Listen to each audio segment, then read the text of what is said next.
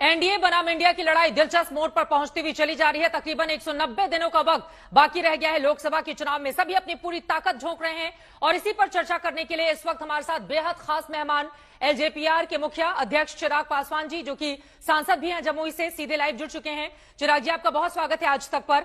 और मेरा सबसे पहला सवाल है, बिहार के मुख्यमंत्री की ओर से कहा गया है चूंकि इंडिया जिस तरह से एक्शन में है उससे एनडीए में खलबली मची हुई है, सभी बेचैन हो गए हैं। वहीं दूसरी तरफ खबर सामने आई, अजय राय की ओर से कहा गया है कि राहुल गांधी अमेठी से चुनाव लड़ सकते हैं और प्रियंका गांधी को लेकर संकेत है वाराणसी से चुनावी मैदान में उतरने को लेकर। इस पर क्या है सोच आपकी?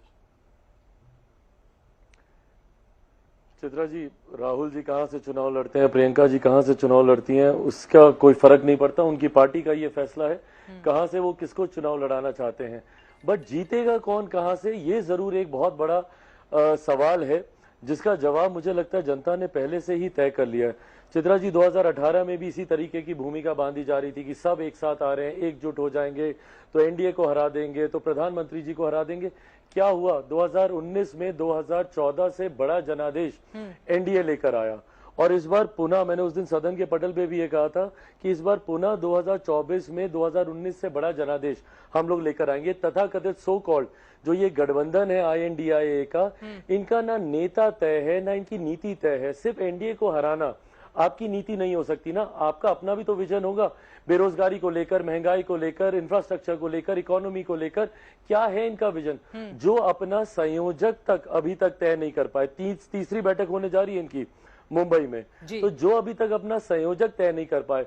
और उसके बाद ये एक ऐसा गठबंधन है चित्रा जी जो इतनी डेलिकेट उस पर टिका हुआ है। एक बयान आता है कांग्रेस के प्रवक्ता का तो आम आदमी पार्टी नाराज हो जाती है।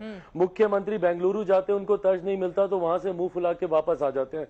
तो ऐसा कुनबा जो बनने से पहले ही बार बार बिखरता है, तो वो कैसे चुनाव तक साथ चलेगा? अभी तो शुरुआत है चित्रा जी, चुनाव आते आते तो देखिएगा सब अपनी राह अलग अलग पकड़ेंगे, कोई एक साथ नहीं आने वाला। ठीक है, ये बड़ी बातें आपकी ओर से कही गई। नीतीश कुमार पर भी आपने इशारों में निशाना साध दिया कि बेंगलुरु जाते हैं और फिर तवज्जो नहीं मिलती है तो फिर नाराज होकर वापस को चले आते हैं। नीतीश कुमार को लेकर, बिहार को लेकर बहुत सारे सवाल हैं जो मैं आपसे आगे पूछूंगी, क्योंकि आप लगातार बिहार में बहुत मेहनत भी कर रहे हैं, आपकी रैलियों में भारी भीड़ भी उमड़ रही है, लेकिन क्या वो वोट में कन्वर्ट होगी, ये मेरा सवाल होगा। लेकिन उसके पहले, चूंकि अभी अभी खबर सामने आई है, राहुल गांधी अमेठी से ऐसा लग रहा है अपनी दावेदारी नहीं छोड़ना चाहते हैं।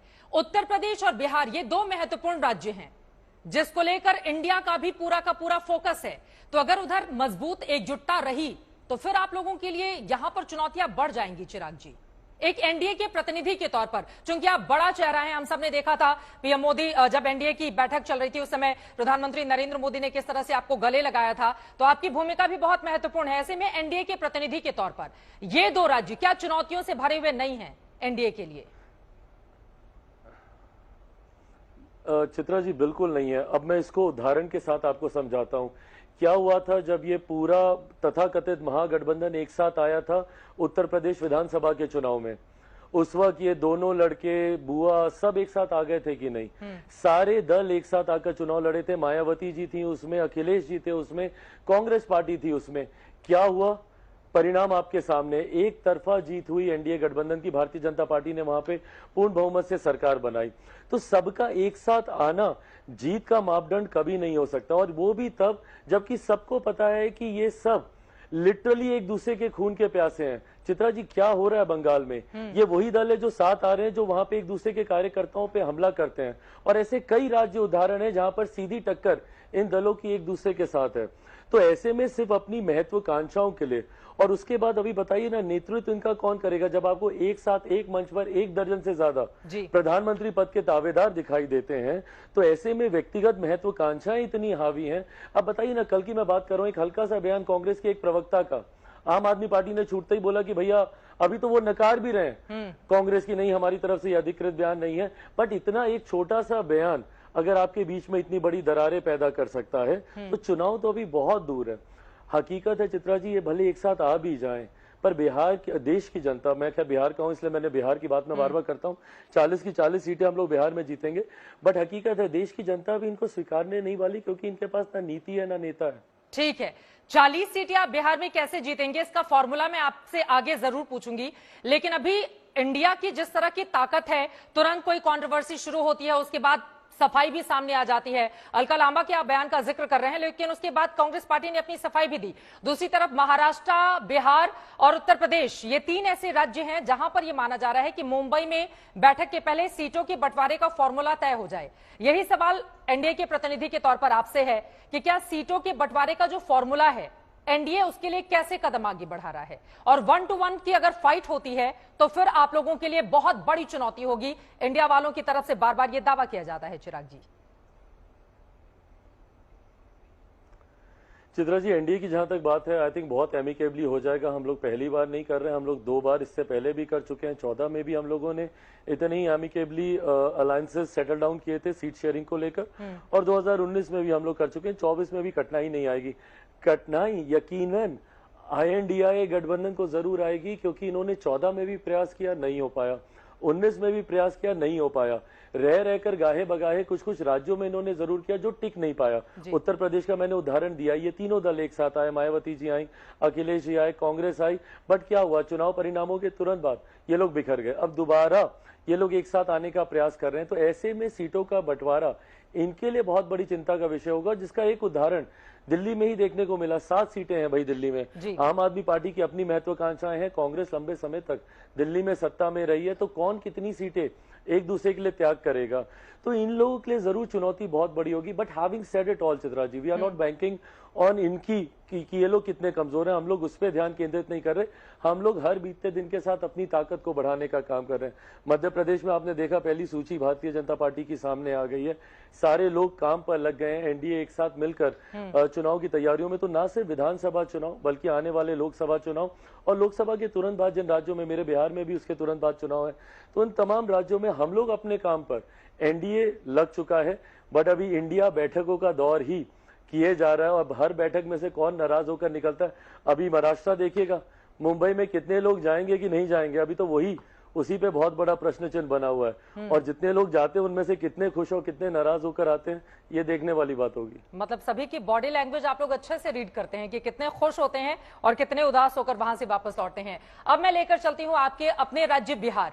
वहां से मुख्यमंत्री नीतीश कुमार अभी दिल्ली आए थे, अटल बिहारी वाजपेयी की समाधि पर जाकर उनको नमन भी किया है। इसको लेकर भी आपकी ओर से तंज कसा गया, और नीतीश कुमार ने दिल्ली में आके ये भी कहा कि चूंकि इंडिया वाले काफी आक्रामक तरीके से आगे बढ़ रहे हैं 2024 के लिए, इसीलिए आप लोग बेचैन हो गए हैं।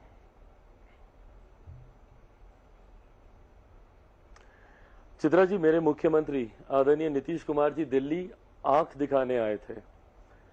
मतलब मैं लिटरली बोल रहा हूँ, आंख दिखाने आए थे, क्योंकि उनकी आंखों में मोतियाबिंद का शायद ऑपरेशन पिछले दिनों हुआ था, कुछ समय पहले।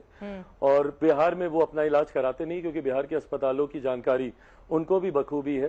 तो वो दिल्ली में एम्स में अपने आंख का इलाज कराने आए थे, पर साथ ही वो महागठबंधन को आंख दिखाकर भी गए हैं यहाँ से। श्रद्धेय अटल जी की समाधि पर जाना, सदैव अटल पर जाना 5 सालों के बाद मुख्यमंत्री जी को याद आता है। ये मुख्यमंत्री जी का वही चरित्र है, ये उनके व्यक्तित्व का वही एक रूप है जो वो बार बार परिदर्शित करते आए हैं। वो रहते किसी के साथ हैं, बट देखते किसी और को हैं। रहेंगे इधर ताकेंगे उधर, रहेंगे उधर ताकेंगे इधर, ये इनकी लंबे समय से कार्यशैली रही है। एनडीए में रहेंगे तो महागठबंधन की तरफ देखेंगे, महागठबंधन में रहेंगे तो एनडीए की तरफ देखेंगे। जब तक ये एनडीए में थे तो लालू जी क्या इफ्तार पार्टी में जाते थे, अब लालू जी के साथ है तो 5 साल के बाद इनको अटल जी की याद आ रही है। तो जो व्यक्ति अपने गठबंधन का सगा नहीं, जिन्होंने 2-2 बार जनादेश का अपमान किया, और 15 का जनादेश महागठबंधन के लिए सरकार चलाई एनडीए के साथ, 2020 का जनादेश एनडीए के लिए सरकार चला रहे हैं ये महागठबंधन के साथ। तो जो व्यक्ति अपने लोगों के जनादेश का सम्मान नहीं करे, जो अपने गठबंधन का सम्मान नहीं करे, तो वो व्यक्ति किसी के लिए क्या चुनौती होंगे? तीसरे नंबर की पार्टी बन गए, जनता ने इनको पहले ही नकार दिया, दूसरे के सहारे पे ये मुख्यमंत्री बने हुए, तो ये किसके लिए चुनौती है? ठीक है, लेकिन जिस तरह से वो एक्टिव हैं पूरी की पूरी 2024 की पॉलिटिक्स में, क्या उसने परेशानी आप लोगों की बढ़ा दी है? इसी से जुड़ा हुआ अगला सवाल है। अररिया में एक पत्रकार की हत्या का मामला सामने आया है। बिहार से इस तरह की खबरें लगातार सामने आ रही हैं। आप लोगों ने भी इस मुद्दे को उठाया है, लेकिन तेजस्वी यादव डिप्टी सीएम की ओर से कहा जा रहा है दरअसल एनडीए बीजेपी के लोग बिहार सरकार को बदनाम करने की कोशिश में लगे हुए हैं। इस पर क्या जवाब देंगे आप? पहली बात तो पहले प्रश्न का हिस्सा का जवाब मैं देता हूं, पहले हिस्से का। एक्टिव मुख्यमंत्री जी को जहां होना चाहिए चित्रा जी, वहां तो एक्टिव है नहीं। मेरे मुख्यमंत्री के पास पूरी फुर्सत है कि वो भागे भागे बेंगलुरु जाते हैं, वो दिल्ली आ जाते हैं बैठकों की ख्वाहिश में। आज वो पैकिंग कर रहे होंगे मुंबई जाने के लिए, उनके पास ये फुर्सत है, बट उनके पास इतनी फुर्सत नहीं है कि चले जाएं वहां अररिया में, जहां पे इन्हीं के विभाग के एक अधिकारी की गोली मारकर हत्या कर दी गई, एक एसएचओ की वहां पे गोली मारकर हत्या कर दी गई। वो फुर्सत नहीं है इनके पास, इतनी फुर्सत नहीं है जो लोकतंत्र की हत्या की दुहाई देते नहीं थकते। आज आपके लोकतंत्र के चौथे स्तंभ पर प्रहार हो रहा है, पत्रकार को चुन के वहां पे गोली मार दी जाती है। मेरे मुख्यमंत्री के पास इतनी फुर्सत नहीं है कि उस परिवार के पास चले जाएं। और ये लोग आंकड़े दर्शाते हैं कि पहले कैसा था अब कैसा था। अरे भैया, अगर एक भी हत्या हो रही है बिहार में, आप गृह मंत्री है मेरे प्रदेश के, क्या आप ये आंकड़े जाकर आप दिखाएंगे उन विधवाओं को जिन्होंने अपने सुहाग को खोया, या उन बच्चों को जिन्होंने अपने पिता को खोया? क्या ये आंकड़े उनके आंसू पोंछ पाएंगे? क्या ये आंकड़े उन परिवारों को तसल्ली दे पाएंगे जो आए दिन अपने परिवार के लोगों को खो रहे हैं? इनके पास एक मिनट की फुर्सत नहीं है उन परिवारों को जाकर मिले। क्यों नहीं जाते ये दरभंगा, क्यों नहीं जाते ये मुजफ्फरपुर, क्यों नहीं जाते ये अरवल? ऐसी जगह जाने की इनके पास फुर्सत नहीं है, बट प्रदेश भर में एक्टिव होकर घूम रहे हैं अपनी अर्जी लेकर कि भैया हमको नेता नहीं तो कम से कम हमको कन्वीनर ही बना दो, हमको संयोजक ही बना दो। ये अर्जी लेकर घूमने की फुर्सत है इनके पास। और जो मुख्यमंत्री वहां पर बयान देते हैं कि भैया ये हमको बदनाम करने का प्रयास किया जा रहा है, आप ऐसे काम नहीं करेंगे तो कोई आपको क्यों बदनाम करेगा? आज अगर बेंगलुरु में अगर वो पोस्टर लगते हैं जहां पे बिहार का गिरता हुआ पुल दिखाया जाता है, वो इसीलिए वो पोस्टर लगते हैं क्योंकि आपकी सरकार में बिहार में पुल हवा में गिरते हैं, आपकी सरकार में बांध चूहे कुतर जाते हैं, इसीलिए ये चीजें दिखाई जाती हैं। आज अगर पत्रकार की हत्या नहीं हुई होती तो क्यों कोई दिखाता? और ये आए दिन हत्याएं हो रही है, टारगेट किलिंग शुरू हो गई है चित्रा जी बिहार में। आप जानती हैं बिहार को बहुत अच्छे से, आप खुद देख रही हैं वहां पे कोई दिन ऐसा नहीं है जब हत्या, अपहरण, लूटमार, डकैती, छोटी छोटी बच्चियों के साथ दुष्कर्म करके उनको नदी नाले में फेंक दिया जाता है। मुझे एक बयान बता दीजिए चित्रा जी, आज मेरे बच्चे कोटा में जाते हैं, वहां पे जाकर आत्महत्या कर लेते हैं, एक जवाब मुंह से एक शब्द निकला मेरे मुख्यमंत्री के मुंह से? सुशांत सिंह राजपूत, आज इतना समय हो गया, क्या मेरे मुख्यमंत्री ने कभी चिंता की कि उस मैटर पे क्या हो रहा नहीं हो रहा मैं जानकारी लूं? या दूसरे प्रदेशों में जो बिहारियों की हत्या हो रही है, आप अपने प्रदेश में उन्हें रख नहीं पाते, वहां पर उन्हें सुविधाएं नहीं देते, और दूसरे प्रदेश में जाकर वो मर रहे हैं, आप उस पर भी मुंह नहीं खोलते, और आपके अपने राज्य में हत्याएं हो रही हैं तो आप अपराधियों को पकड़ने की बजाय आप आंकड़े दिखा रहे हैं। तो ये इनकी नीति दिखाते हैं, इनकी प्राथमिकता में ही नहीं है बिहार और बिहारी। ठीक है, अब ये तमाम मुद्दे जो आपकी ओर से गिनाए गए हैं, ये 2024 के लोकसभा चुनाव में कितना असर डालेंगे, इस पर लगातार हमारी नजर बनी रहेगी। फिलहाल के लिए बहुत शुक्रिया चिराग पासवान जी, आज तक से जुड़ने के लिए और इस महत्वपूर्ण मुद्दे पर आज तक से दंगल में बातचीत करने के लिए।